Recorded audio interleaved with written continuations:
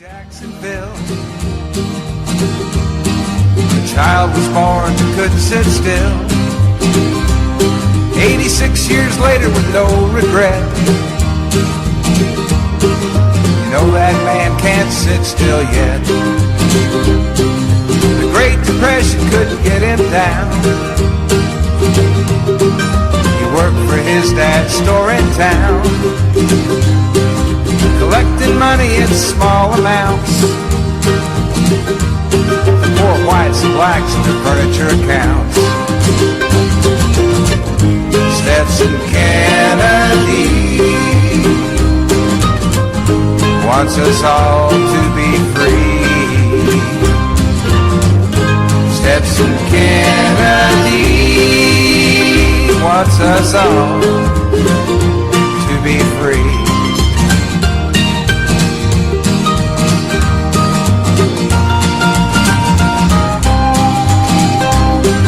As he'd collect, he'd talk to folks. He'd hear legends, tales, songs, and jokes. Now this fine treasure he'd record and write. He was colorblind, didn't see black and white. Writer's project for the WPA. Zora Neale Hurston, he earned his pay. Crackers and blacks, they talk for hours. It was a barefoot history of this land of flowers.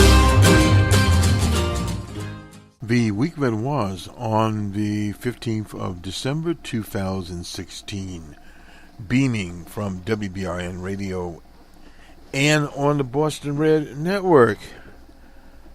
This is the production that we normally look at, the polling and the week's occurrences, let's just say at that. We'll start here with Hurricane Florence. In the Carolinas, we'll spotlight first on North Carolina and the plight of prisoners in South Carolina. Our friends from Trending South, Susan and company there, will use their materials. And from the LA Times, why the situation is made worse in the Carolinas due to building. We have to look many times at the causal factors in what has happened in the Carolinas in terms of their building and how they have approached economic development, in particular development along the coastlines there, and from an ideological standpoint. The legislatures there do not believe in quote-unquote climate change. Now that's an option. You can either say that climate change is a factor or it is not. But that starts the basis for many things that are going to happen. Now we're not talking about alternative facts here. We're talking about facts. Hurricane Florence is a fact. It's not a figment of one's imagination. It's not fake news, as the DJ Trump called the death tolls in Puerto Rico. Fake news. And that in itself is farcical. This is 2018, and there are models of the people at the George Washington University and at Harvard have very carefully modeled this based upon what had actually happened on the ground in Puerto Rico, using mortality figures from Puerto Rico, their Bureau of Statistics there in Puerto Rico, and the number of people that would normally die, and the number of people from September, I believe it was, through February, that died as a result of this catastrophic storm and the fiasco that was caused FEMA. You had a president there literally tossing paper towels. That was not only a disgrace to the presidency, that was a disgrace to the American people, the American nation, the flag and the Constitution. And we hear much about demonstrations before football games. But the throwing of the towel is totally different from a football game. It is real life. And what it means is the priority of the administration. Now, that's not fake news. The video cameras were there. DJ Trump was throwing the towels. Now, he's not said that that was fake news. And this is what happens when you have this type of campaign, the stream of consciousness campaign that DJ Trump ran in 2016. And his handlers, the people that were handling his polling and the campaign, decided that they had to run that type of campaign. And the Republican Party, we're not just talking about a few hillbillies out in the interior. We're talking about the Republican Party itself, that the only chance they had to win in 2016 was to run that type of campaign based upon what political consultants call a flippable.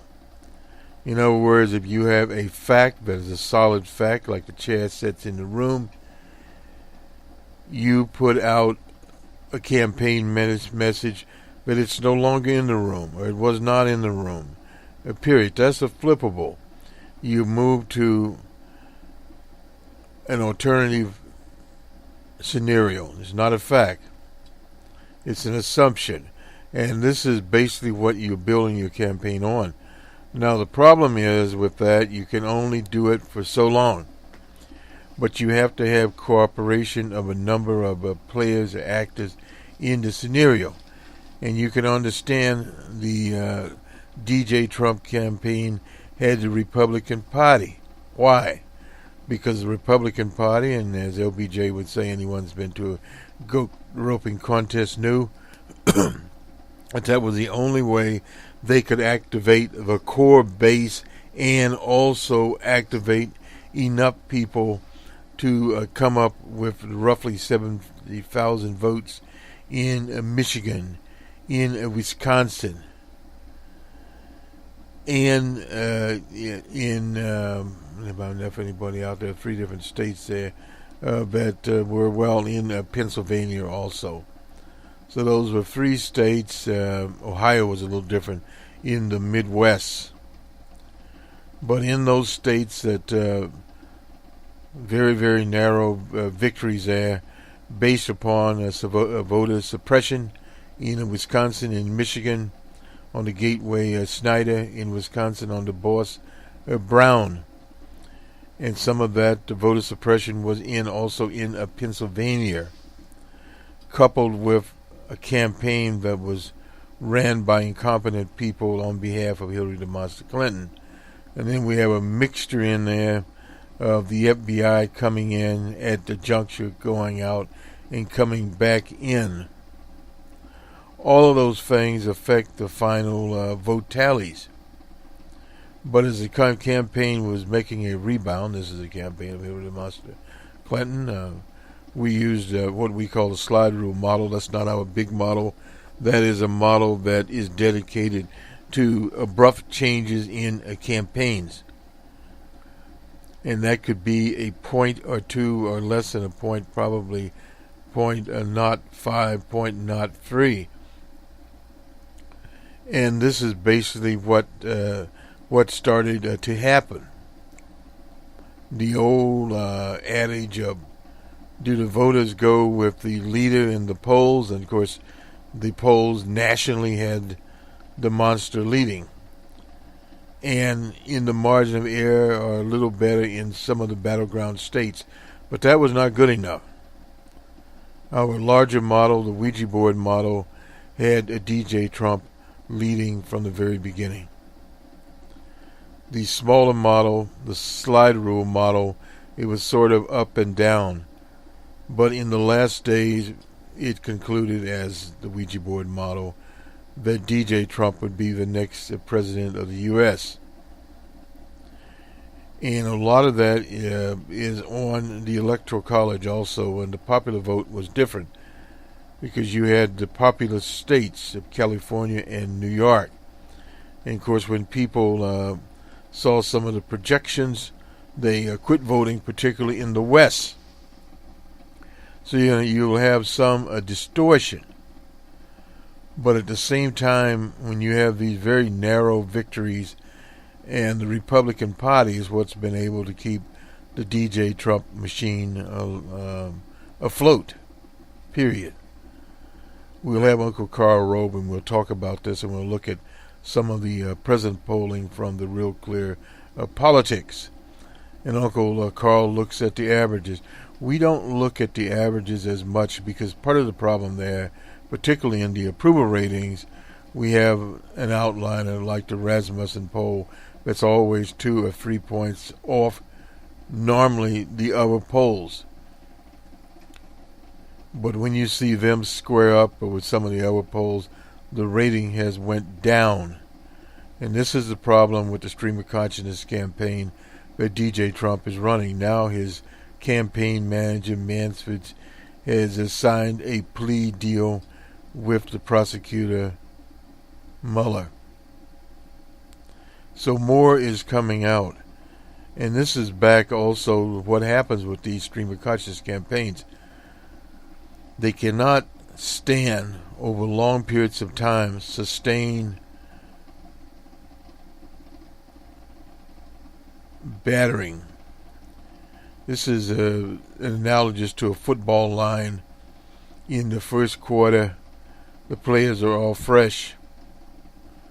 But when you have an offensive line there and a large defensive line, eventually it starts to wear the offensive line down. And this is that we're getting some indication of what is happening. But it is mixed because we have the economy there, and we'll have that, of course, on Numbers Man, where we look at such things as retail sales, quits, people moving from job to job, some mobility in the job market, what is actually occurring there. But this is the 15th of September. And you have all of October and a little bit of November to go. Things can dramatically change. The caution brigade is out in the state of Texas. Now, Texas was a 9-point state for DJ Trump. Not a North or South Dakota, not in Alabama or Mississippi, nor West Virginia. Difference there. But some of these states are tenuous. Some of these states are also in toss-ups. Some of the races, I should say, in toss-ups. In the Senate, Missouri. We still see Missouri as a possibility there for Claire McCaskill. She's been sticking very, very close. Now, you could have a situation as we had with Barack Obama in the state of Missouri, losing by a very small percentage point. That is quite possible, because in states like Missouri, you do have a voter suppression, and a lot of that will be on a turnout. In the state of Florida, we have Mr. Gillum there beginning to get a little light between he and DeSantis. DeSantis is a man, you don't hear very much from him, other than his utterances, and they are all racist. So his monkey campaign is not working very well for him. It's keeping Andrew Gillum in the ball game, and he's staying close, anywhere from 1 point to 2 or 3 points to 4 or 5 points, depending on which poll you're looking at there. And that has to translate into some positive development for Bill Nelson in Florida. Now, then you also have the other states, Indiana, and you have, we already did Missouri, North Dakota, Heidi Heidekamp in North Dakota. In terms of favorables, she is well-liked there. What will be the Trump effect? Now, part of that will be based upon not only North Dakota, but where the national effect stands, and Uncle Carl puts more in a generic ballot than I do. But let's first go to Florence. We've done our little introductory remarks here of what some would say the talking point. This is from the Charlotte Observer.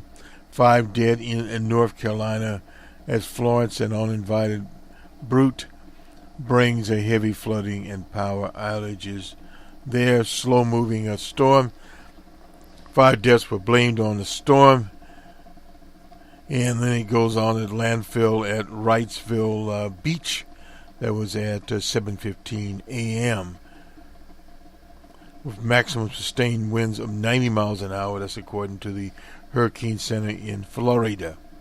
By mid-afternoon, the winds had died down and Florence was reclassified as a tropical storm. Now, this is on Friday, but heavy rains continued, topping 15 inches in many places along the coast by early this morning, Saturday morning, as the storm slowly moves westward Saturday into Sunday. Rivers and creeks across central and eastern North Carolina are expected to leave their banks. We record a near-record flooding on Cape Fear, the northeast Cape Fear and Nearest rivers. None of these 5 deaths involved drowning in Wilmington, that's North Carolina. A mother and her infant had died. The child's father was injured when a tree fell on the house. 2 in Leonard County were a 78-year-old man in Kenton who was electrocuted when connecting extension cords in the rain. That's something you don't do. A 77-year-old man was blown down by winds trying to find his hunting dogs. I guess the dogs are all right. He's not. And by 5 a.m., about 200 people had been rescued from homes near New Bern. And in Bedford County, 300 were rescued from flooded homes by late afternoon. So this is just in the state of North Carolina. Rains were high by Friday afternoon in the town of Newport. Had 19 inches of rain in a 26-hour period. You can see what the rain is doing here. Power outages increased throughout the day. By 11 p.m., more than 800,000, and this is just an estimate here, of people in North Carolina were without power. Utilities predict the number of outages could rise as high as 1 million to 2.5 million. And this is in an area that the power grid is relatively, in some areas, relatively new, because they've had power outages before and they had to fix their power lines, thus updating some of their infrastructure, whereas in Puerto Rico it was not the case. The outage extended to the triangle where winds took trees down. The region is in flash flood warning until 8 p.m. on a Sunday. Storm surges as high as 10 feet in the numerous river. I hope that's how you pronounce that. Flooding also hit the Bogus Sound near Bedford. Oh my goodness, so many of these, but this is the flash flooding in North Carolina. 23,000 hunkered down in 150 schools, etc. In Winston-Salem, another shelter was open at the chapel at the University of North Carolina. So this is a story from Carolina. Let's go now to the cause of some of these disruptions, and then we'll go to the South Carolina story with trending south. Yes, hurricane damage is getting worse. This is from the Los Angeles Times on the 14th of September by Melissa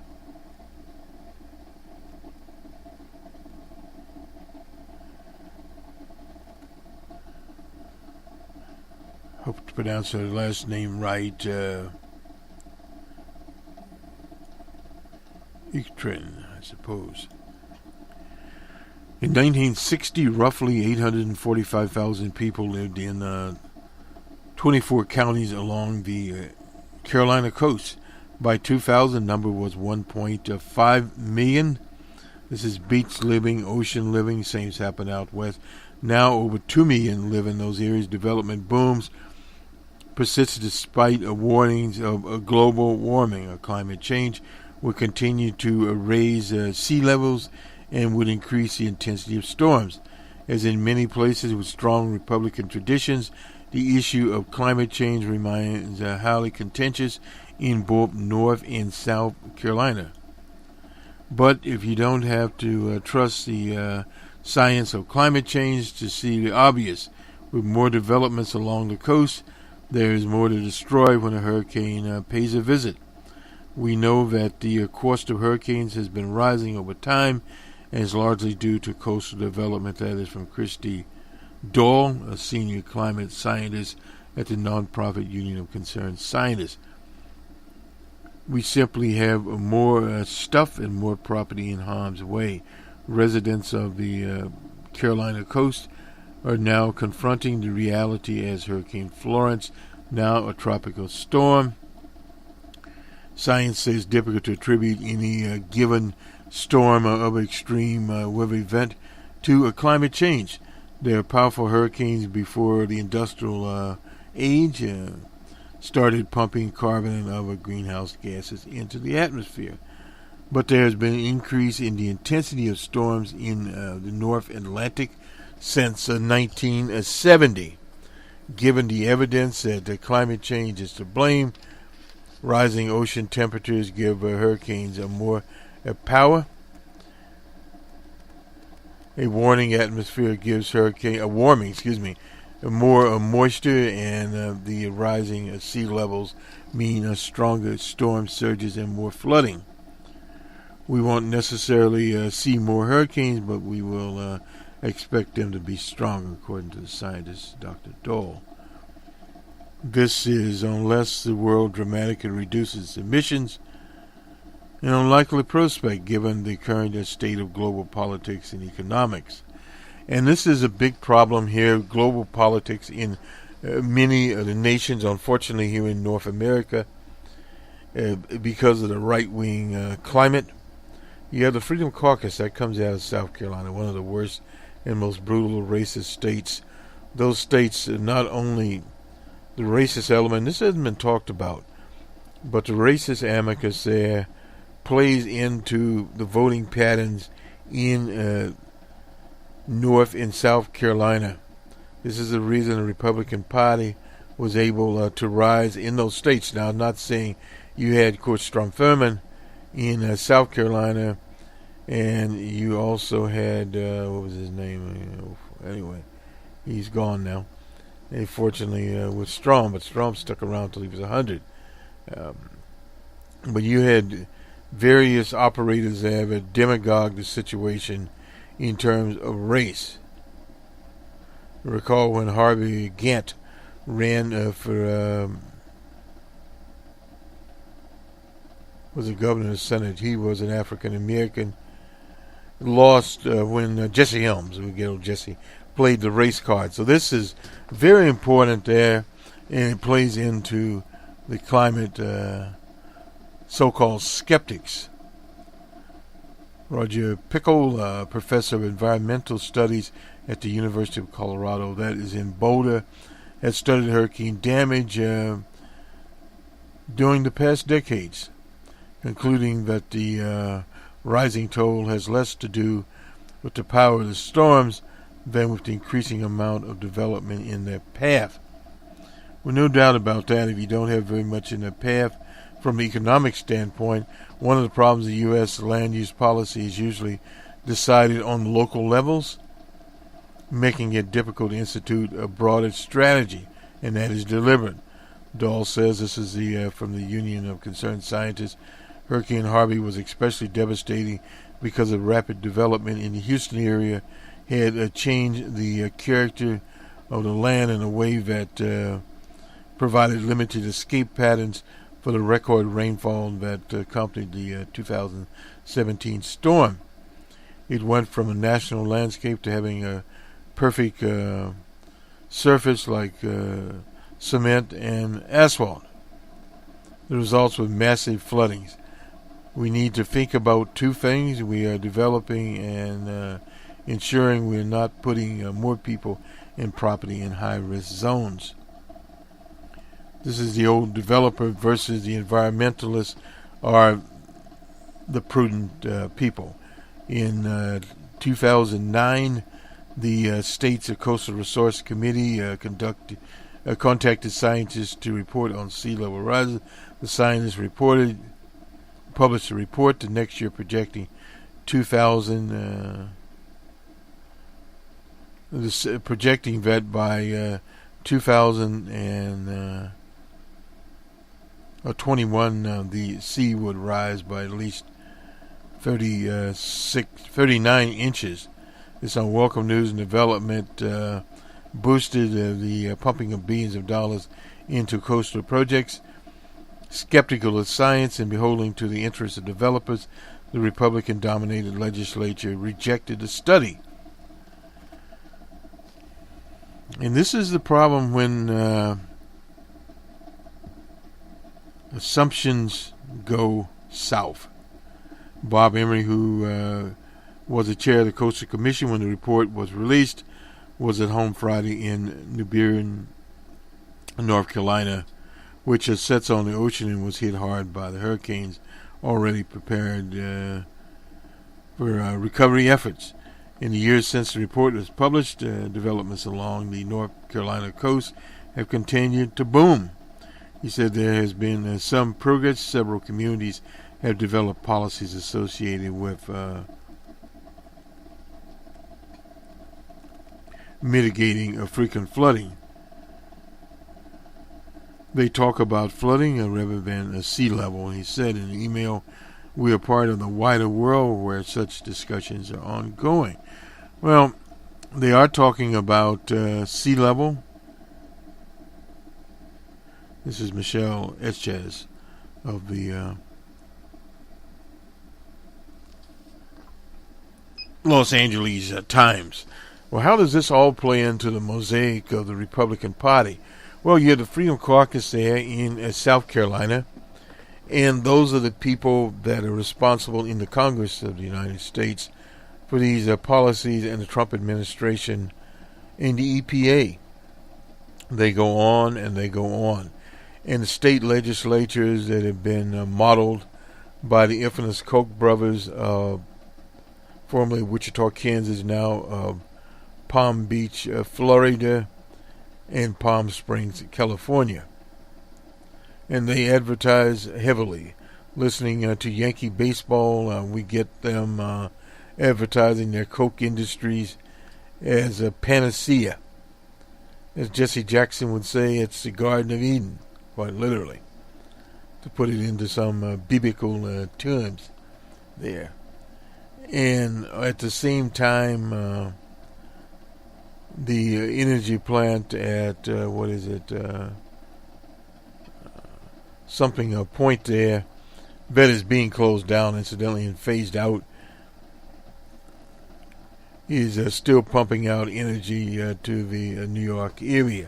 Let's go to Uncle Carl now and get some of this into perspective as far as where the election is. He's writing in the Wall Street Journal, Republicans' term in the barrel.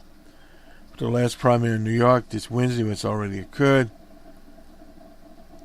Let's take stock of the political landscape as the contests enter the final 8 weeks. DJ Trump's approval rating, this is the average at Real Clear Politics, is about 40.6, while 53.6 disagree.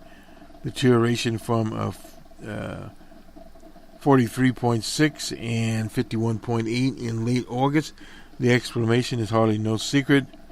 DJ Trump recently received a barrage of bad news, including a plea deal with former lawyer, the conviction of his campaign manager. Let's add to that Manfred's plea agreement also. President's approval rating is the most important indicator of voters' sentiment in the midterm, yet DJ Trump's numbers vary by states and districts. He remains popular in Missouri, not as popular as Uncle Carl would have you think, in North Dakota and in Tennessee. In congressional districts, typically lean Republican by more than 5 points. Even as the president's personal ratings decline, attitudes towards the economy remain. We'll talk about that on Numbers Man. The ratings on handling the economy is 50.7% and 42% disapprove. That's the averages. Small business optimism remains at a 45-year high. National Federation of Independent Businesses Index could help some Republican candidates overcome the burden of DJ Trump's unpopularity.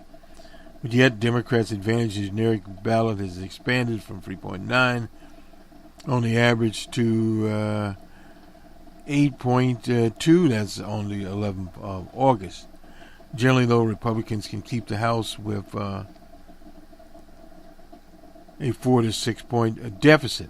If the numbers don't improve, Election Day, Nancy Pelosi will be the Speaker. The polls have been swinging back and forth, no doubt about this. Republicans are having their turn at the barrel. The question is whether this will, of course, be around at that point in time. The White House operation and the president, he enjoys rallying around the controversies. No accident improved following the announcement of the Singapore summit. You can thank Chairman Yoon for that. In June, a more favorable political climate when he was viewed as a world leader. He demises himself when all his energy is focused on stumping for a candidate, tweeting at critics. Bob Woodward's new book criticizing the president and the op-ed by an anonymous source were bound to draw more attention, and more of it's coming. The White House could have limited the damage if it responded with a short, restrained, and dismissive statement or moved on. Kavanaugh. Now, that's a lost cause there. Kavanaugh is a pathological liar. Is an opportunity for Trump and congressional Republicans to pivot to a more constructive message. The dignified judge created a contrast with the Democratic senators' histrionics. Recent polling suggests the Republican House and Senate candidates are doing better where they have emphasized substantive differences with the Republicans rather than boilerplates. For example, a wave of ads from the Paul Ryan-sponsored Operation Ryan is retiring. Image of some vulnerable Republican candidates in races improved across the country. Well, Uncle Carl, a lot of this is wishful thinking. They always have to put things forward as best they can. Let's just go to real clear, and we'll catch South Carolina. This is in Maine, the 2nd District of Maine. Don't know very much about it at all. Pelicans is ahead. I guess that's the Republican by 5 points over Golden. In the 6th District of Colorado,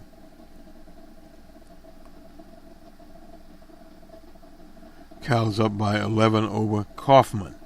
This is on today's polling. On a Friday, we had some polling, and this is not good news for them. For the Republican, this is from Rasmussen. Andrew Gillum is ahead by 6 points, according to them, 48 to 42 over DeSantis. Out of Arkansas, and we did a story on them, what happened to Medicaid there in Arkansas. This Hutchinson's ahead by 36 points. This is by Business Talks. In Wisconsin's 1st District, Shelf is ahead of Boyce by 6 points. That's a New York Times Seneca poll there. On Thursday, a lot of out here. This is in Indiana.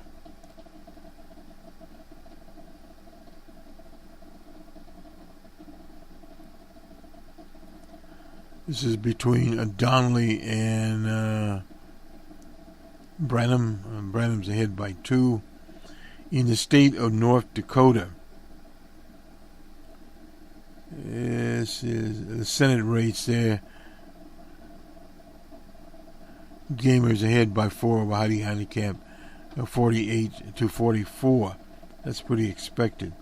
In Minnesota, The KSTP Survey USA poll has Smith, the Democrat, ahead over Housley by 9 points. In the other Senate race there, Amy Klobuchar is ahead by 15 points. She was ahead by 25 over Neuberger. In the Missouri Senate race, it's tied up. This is the Fox News poll. In the Arizona Senate race, Sonoma is ahead by 3 points there over McSally. Another Fox News poll. The Florida Senate race, Rasmussen poll has Nelson up by 1.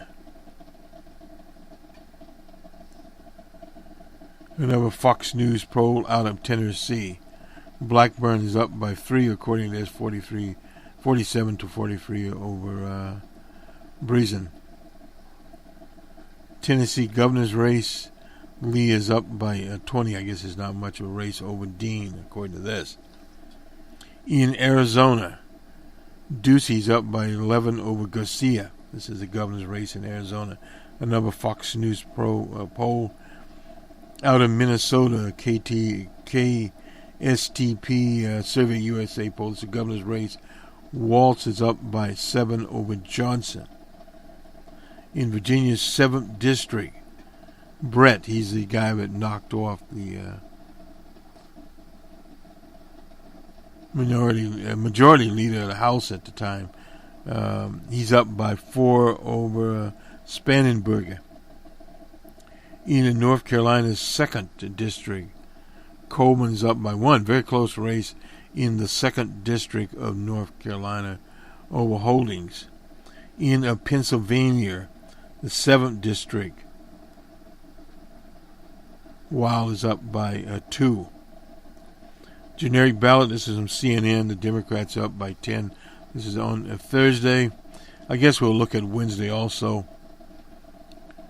The Arizona Senate race, this is ABC 15. Had McSally up by 3, so that's back and forth in Arizona. In Florida, Scott's up by 2. This is Survey USA in Florida over Nelson. Another Survey USA, the governor's race, has Gillum up by 4. So we can assume that Gillum is increasing his lead over DeSantis, who is going in reverse. In Texas, the 23rd district there, Hurd is up by 8 over Jones, I guess. Anyway, in New York, 19.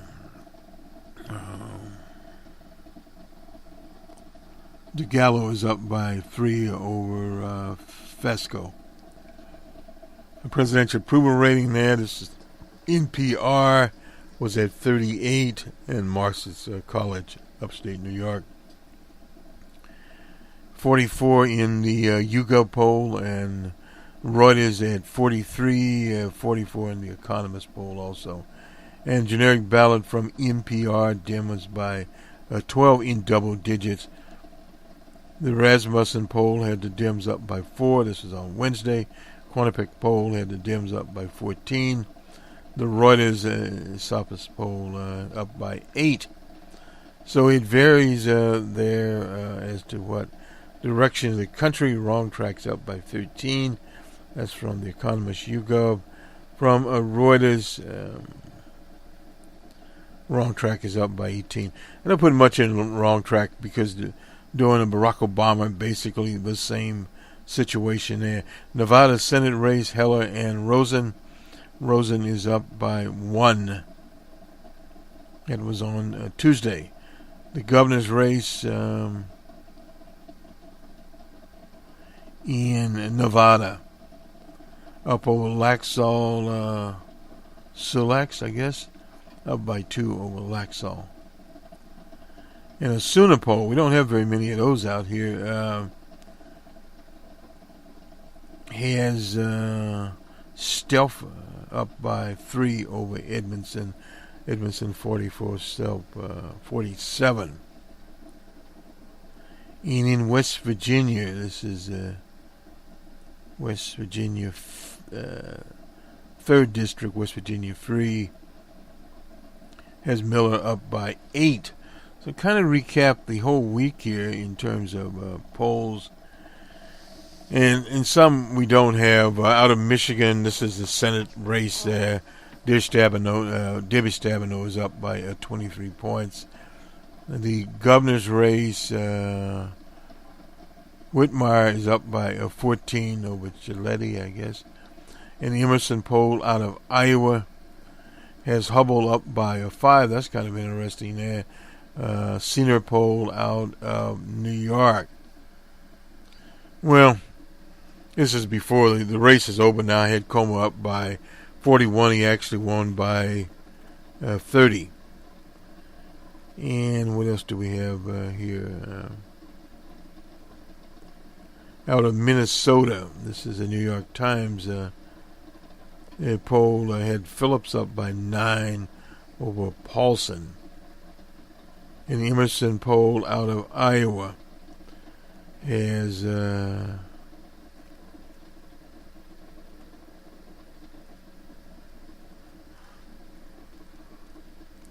I don't want to mispronounce, Falconer or something, up by 5 is in Iowa 1, Iowa 2, Lobstack up by 24 over Peters. This is all Iowa. Iowa 3, wait a minute, yeah, Young up by 16. And CNN had DJ Trump's approval rating at 37, Quinnipiac at 38, and the Cadillac polls here had him at 40. That's Gallup. So that was where he was as we review the week. Now let's go to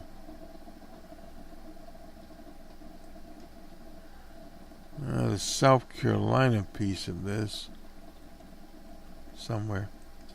South Carolina digs in on refusing to evacuate prisoners, and this was from Chris Coleman on the 13th. On Monday, the 10th, with the hurricane, of course, obviously approaching, the South Carolina Governor McMaster ordered millions of residents in 8 coastal counties to flee, saying, "We know the evacuation order I am issuing will be inconvenient, but we are not going to gamble with the lives of the people of South Carolina, not one." But as reporters discovered, the next day the governor's evacuation order did not apply to at least one group of residents in harm's way. The staff at Ridgeland Correction Institution, a prison with 900 inmates and 100 staff, minimum security prison, is located in Jasper County, which straddles Interstate 95 north of Savannah, Georgia. Although McMaster's evacuation order originally included Jasper County, officials at told the state they had no plans to move prisoners.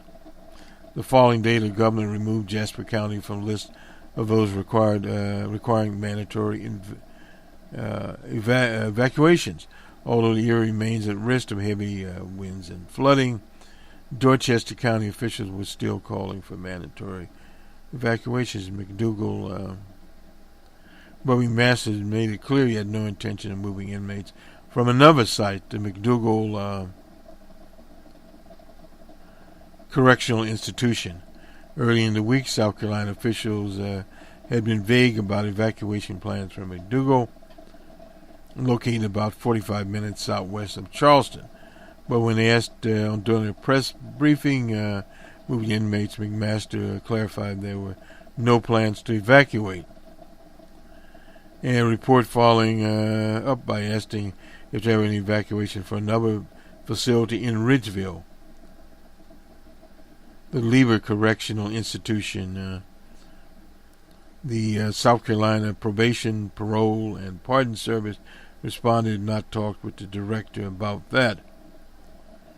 Asked if there were plans to move any other inmates in the state, the Ager, the person that spoke in the same, uncertain.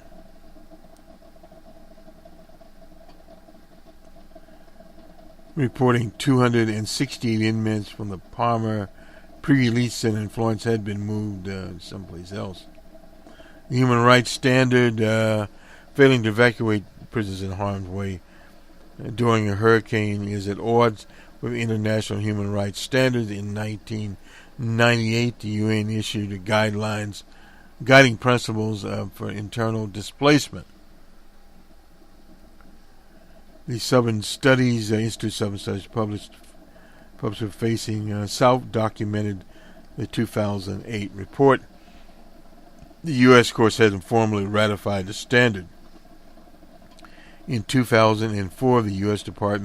State Department called a wider recognition of the UN guiding principles as a useful framework for disaster policy, but they did not, as one would say, ratify it. Concerns about whether governments are respecting prisoners' rights have come into sharp relief during the storm that rocked the southern states over the past 15 years. Katrina, remember that, in 2005.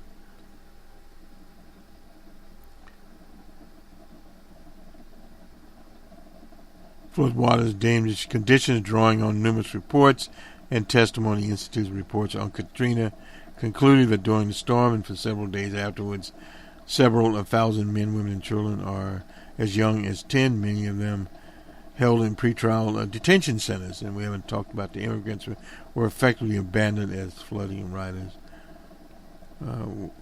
rose. 3 years later, Hurricane Ike, more than 1,000 inmates and staff at the county jails in Galveston, Texas, were put in harm's way. So, in other words, this list just goes on and on and on. Criminal justice and prison rights advocates say the fact that the incarcerated are routinely put in harm's way when disaster strikes underscores the need to ensure a U.S. disaster policy. And that is part of the problem of decentralizing these kinds of policies. And it's done for a deliberate reason, no doubt about it.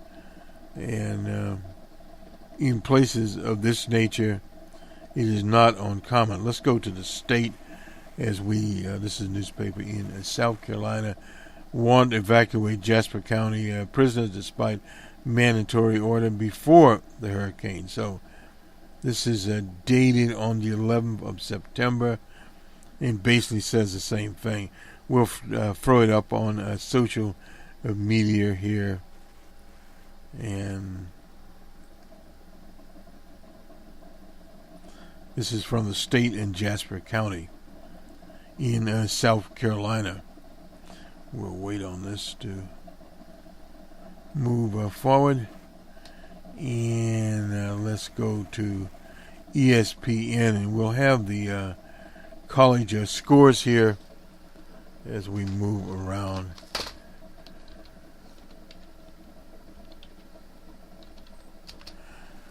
Many of those college games will occur later today, so we probably won't have the college scores. We'll have those on the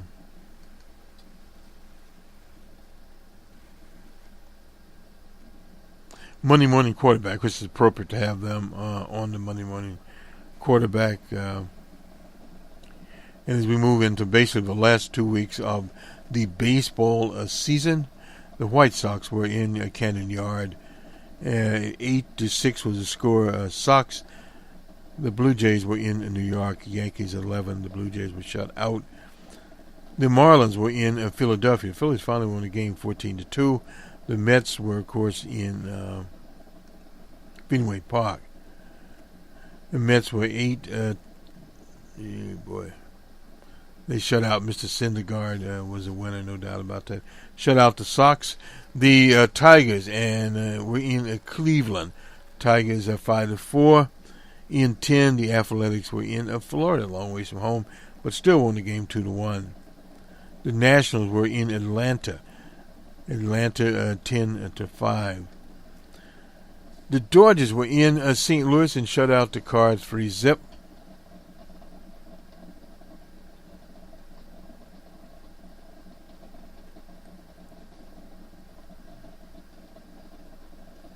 And the Reds were in Wrigley Field. Cubs finally pulled that one out 3-2. The line score on that. Reds 9 hits, 1 error, and the Cubbies 7 hits and 1 error there. The winner there was Naples finally. DeRosa got the save. Hector Rondon is hurt. He's the Cubs saver. And this is very important in the last few days to go into postseason. What counts more than anything else, the number of injuries. The Pirates were in Milwaukee. Brewers are 7-4. The D-backs were in Houston. I wish they would have stayed out in the desert. No, excuse me. Actually, they did. They beat the Astros 4-2, something that's normally not done. The Twins were in Kansas City. Royals 8-4. The Twins are one of those teams that have basically given all of their quality players away to other teams. Not given, but traded. They should be. The Mariners were in Southern California. Mariners 5-0 shut out the Angels. The Rangers were in San Diego and won a game 4-0 over the Padres. Padres and Rangers, neither team are going anywhere. The only difference is one is in the American League, one is in the East. And the Rockies were in San Francisco. Giants finally win a game 2-0. They had 8 hits, no errors. And the Rockies 2 hits. What more can we say? Let's see if we can get the standings here. We usually do it on the Monday morning quarterback, but we'll do it here. Now we have a little time. Since we're only 2 weeks out, roughly 14 days. This weekend, next weekend, here we go.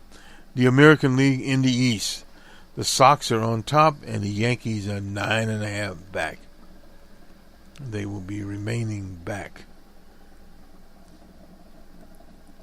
I think the indication here is Z. The Red Sox have clinched the division. And in the Central, Cleveland is on top. The Twins are 15 games back, and forget it. In the West, Houston is on top. Oakland is 2.5 games back. In the National League East, Atlanta is on top. The Phillies are 7.5 games back. The Washington Nationals are 9.5 games back. In the Central, the Cubs are on top. The Brewers are 1.5 games back. The Cards are 5.5 games back. And in the West of the National League, the Colorado Rockies, of all people, are on top. The Dodgers are half game back. And the Diamondbacks are 2.5 games back. So that's a kind of interesting division there. And let me see.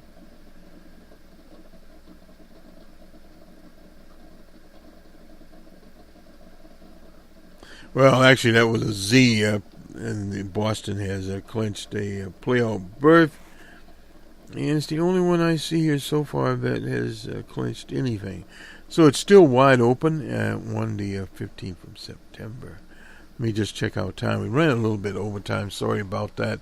We haven't checked in Dallas with Mr. Botham Jean and his latest situation there. We left that with a search warrant being posted online, so to speak. It was issued, I believe, a week before for various items in his apartment in an effort to besmirk his name there. So we don't have anything new on him.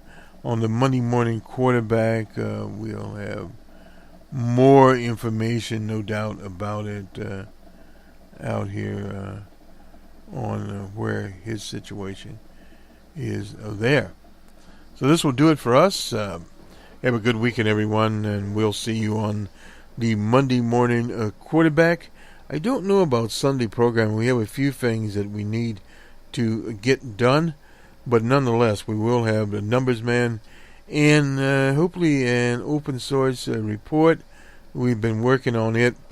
We've attempting to get more open source reports. That's our technical report here at WBRN Radio in on the Boston Red Network, trying to bring some of these up.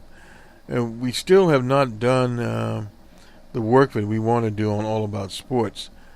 Realistically, as the baseball season winds down, we'll be having more of those programs on, and particularly as it affects college football, and then here comes the NBA. So a lot of things are happening out here.